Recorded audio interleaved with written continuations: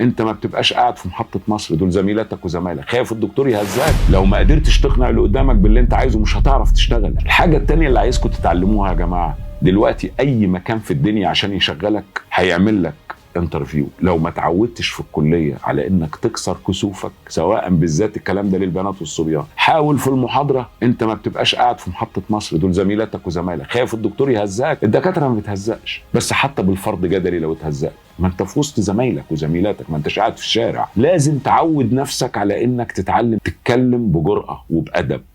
اسأل زي ما انت عايز، عود نفسك على كده، عود نفسك انك تقدر تقنع اللي قدامك. لو ما قدرتش تقنع اللي قدامك باللي انت عايزه مش هتعرف تشتغل، ايا كان انت تخصصك ايه او ايا كان انت ايه. حاول تتعلم ده في الكلية. انت في الكلية بتتعلم، اسمك بتتعلم. بعد ما تتخرج هتتكسف تسأل، لانك لو سألت وحد جاوبك هيجي بعد كده لو بقيت في منصب ولا بتاع، ده ما بيعرفش حاجة، ده انا اللي عملت له، ده انا كان بيجي يسألني، ده انا.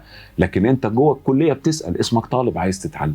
بعد ما بتتخرج خلاص الامور بقت صعبة بالنسبة لك.